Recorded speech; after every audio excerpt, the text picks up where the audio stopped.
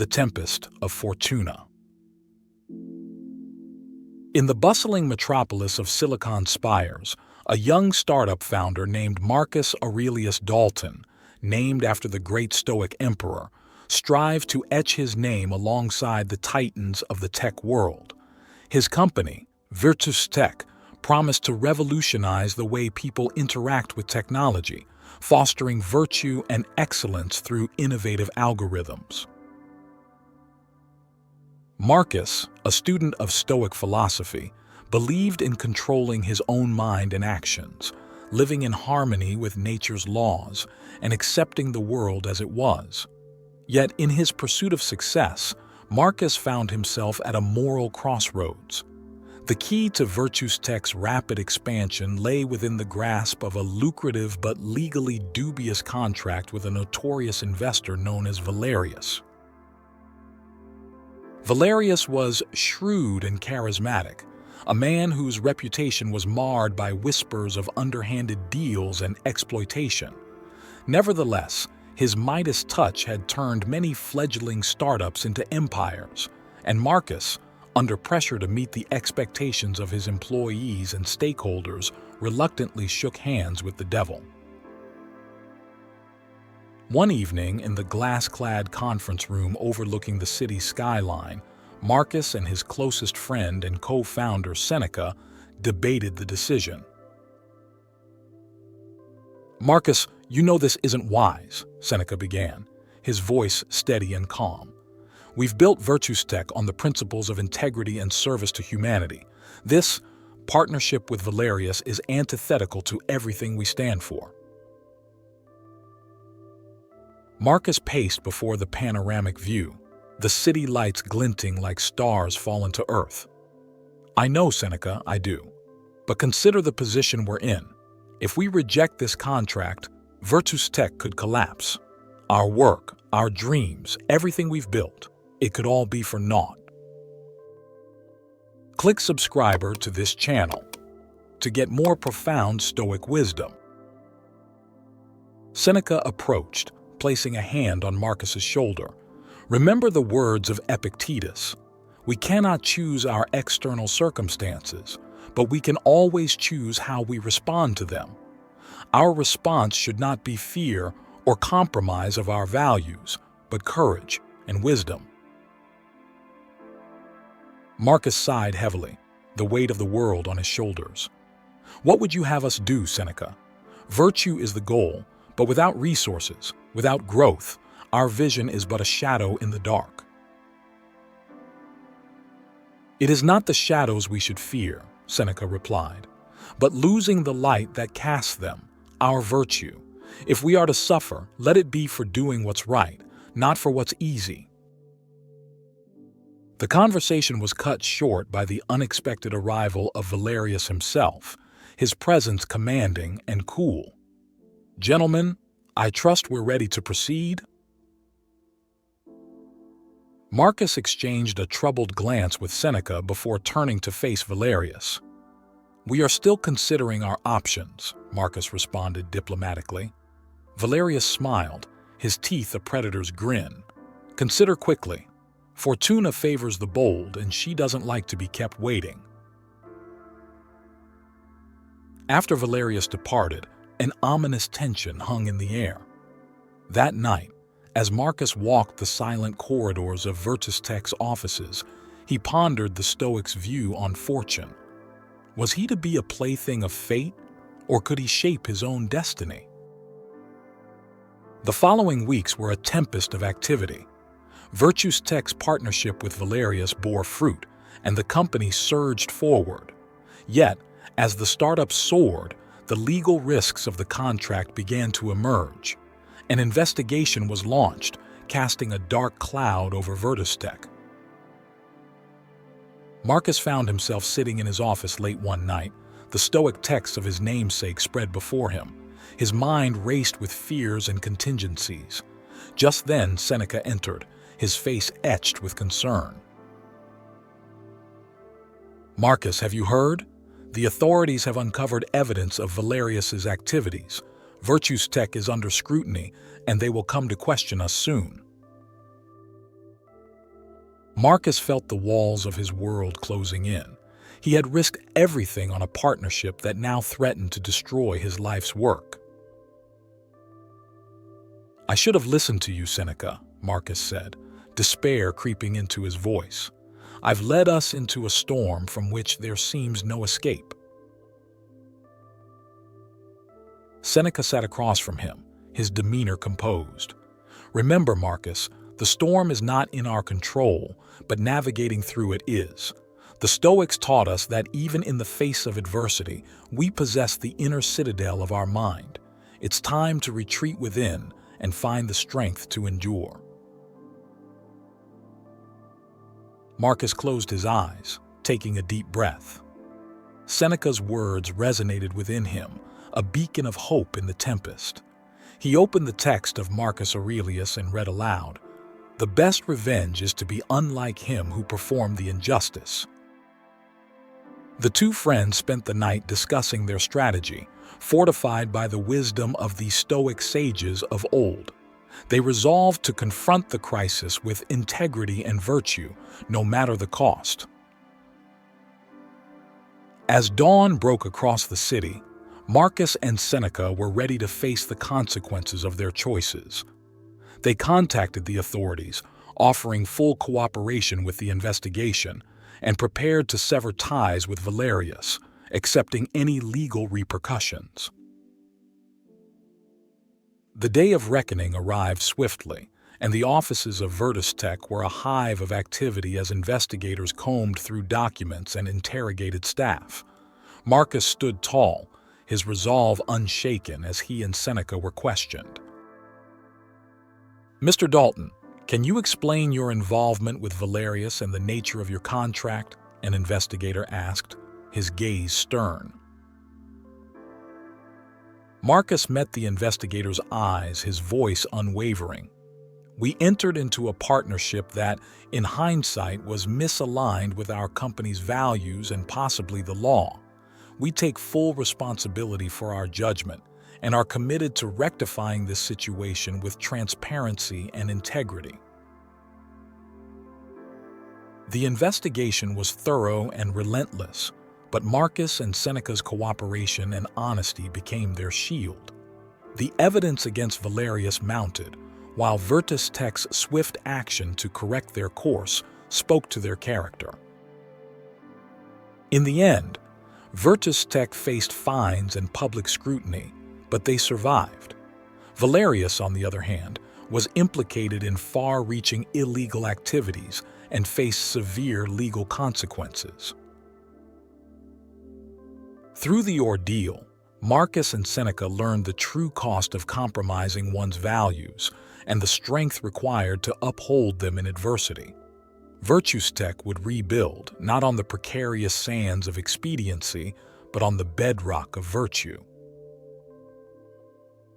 The story of Marcus Aurelius Dalton and Seneca at Virtus Tech teaches us a profound Stoic lesson, that while we cannot control external events, we can control our responses to them. Our true power lies not in bending the world to our will, but in maintaining our integrity and virtue, even in the face of great temptation or adversity. The essence of Stoicism is the recognition that our character is the one fortress we can retreat into and fortify against any storm. And in doing so, we may find that the greatest success is not in what we achieve externally, but in the strength, wisdom, and virtue we cultivate within. The rebirth of virtue. In the aftermath of the investigation, Virtus Tech was left weakened but not defeated. The fine had been substantial, and the company's reputation had taken a hit, but Marcus and Seneca's honest response to the crisis had won them a measure of public respect. They had chosen to face the consequences of their actions head-on, and in doing so, had laid the foundation for a stronger, more ethical company. As they worked to rebuild, Marcus found himself reflecting on the Stoic virtues: wisdom, courage, justice, and temperance. These were the principles upon which he now insisted the company be rebuilt. He and Seneca held meetings with their team, where they openly discussed the company's past mistakes and the lessons they had learned. One day, a young engineer named Antonia approached Marcus with a concern. "Marcus, I've noticed our new algorithm could potentially be used to infringe on user privacy. It's not an obvious issue, but it could become one," she said. Marcus listened intently, reminded of the past where such concerns might have been dismissed for profit. "Antonia, thank you for bringing this to my attention. Let us examine the issue together and find a solution that upholds our users' trust and safety."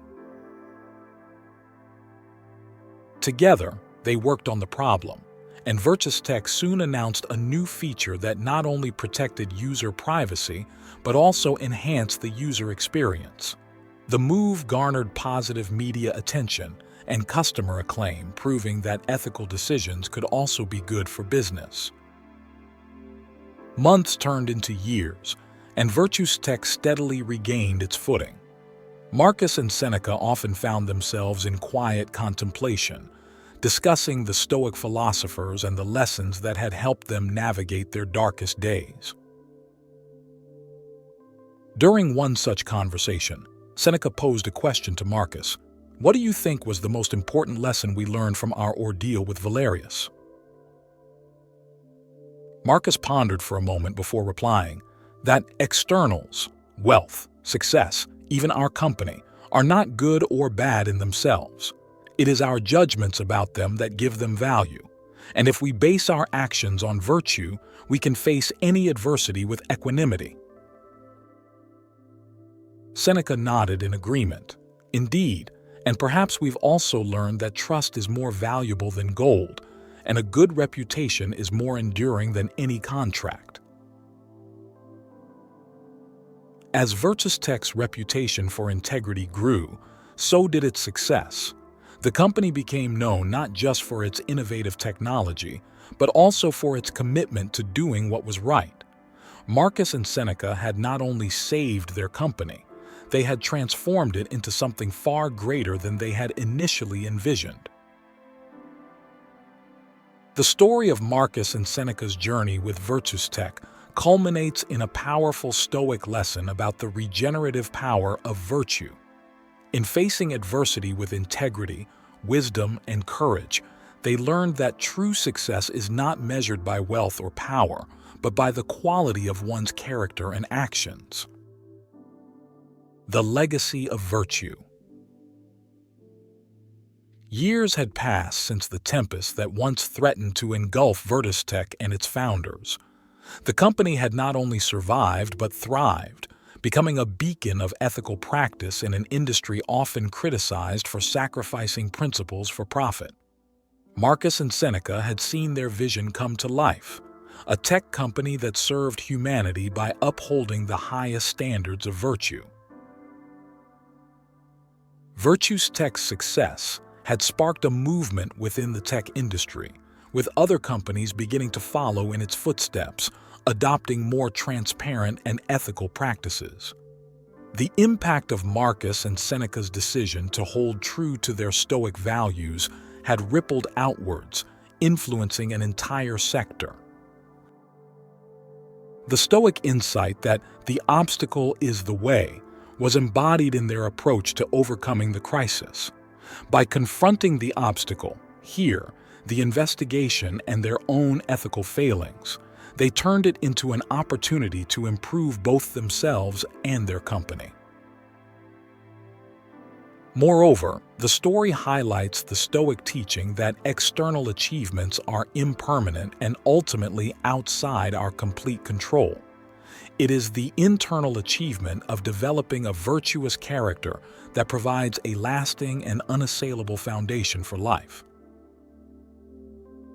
Virtus Tech's rebirth as a model of ethical conduct in the business world demonstrates that adhering to Stoic virtues can lead not only to personal growth, but also to professional success and societal improvement. The true measure of progress is found in the commitment to live according to one's principles, even and especially when tested by fortune's whims. The legacy of virtue. Years had passed since the tempest that once threatened to engulf Virtus and its founders. The company had not only survived but thrived, becoming a beacon of ethical practice in an industry often criticized for sacrificing principles for profit. Marcus and Seneca had seen their vision come to life, a tech company that served humanity by upholding the highest standards of virtue. Virtus Tech's success had sparked a movement within the tech industry, with other companies beginning to follow in its footsteps, adopting more transparent and ethical practices. The impact of Marcus and Seneca's decision to hold true to their Stoic values had rippled outwards, influencing an entire sector.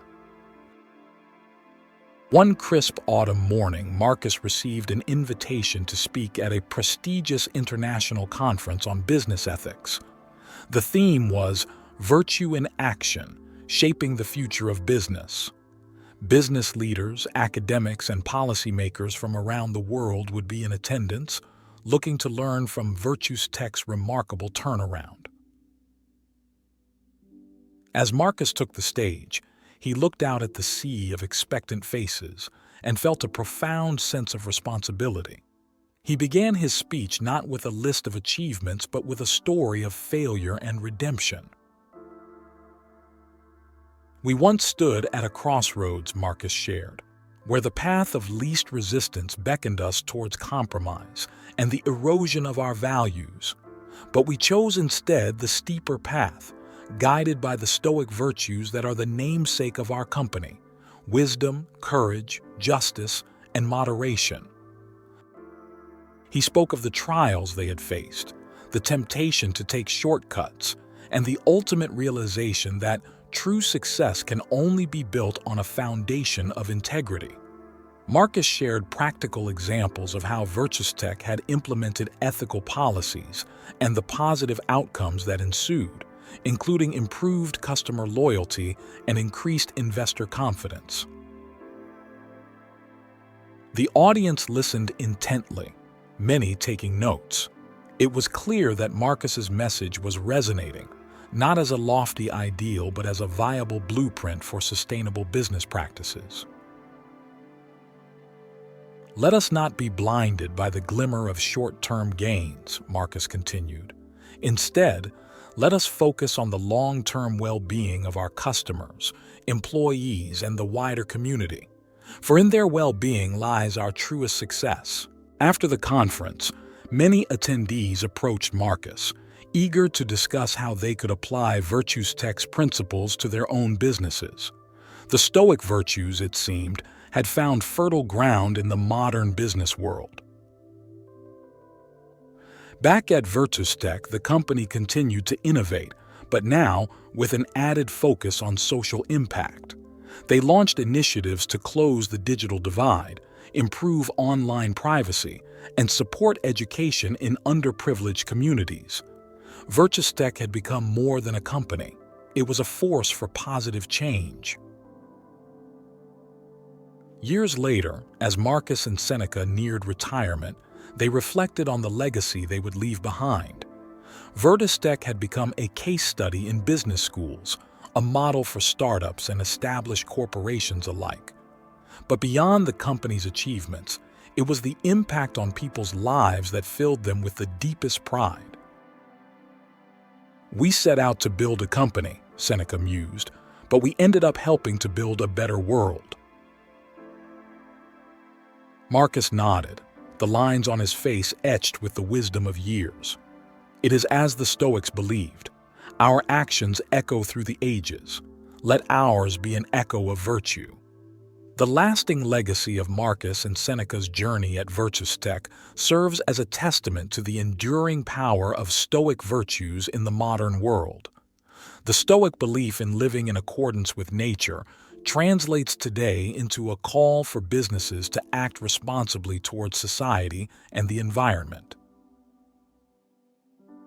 Their story demonstrates that when leaders anchor their decisions in ethical principles, they can influence not only their own organizations, but also inspire widespread change across industries and communities. The Stoic emphasis on the common good becomes a blueprint for businesses to contribute to society's holistic progress.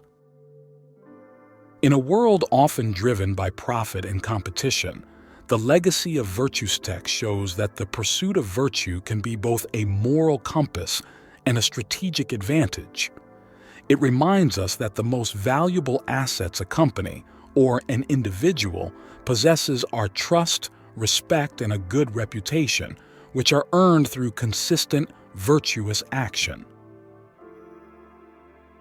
The teachings of Stoicism, when applied sincerely, have the potential to transform challenges into opportunities for growth and to turn the pursuit of virtue into a legacy that benefits not only oneself, but the world at large. Marcus and Seneca's story concludes with the understanding that virtue is not a relic of the past, but a living, breathing force that has the power to shape a better future.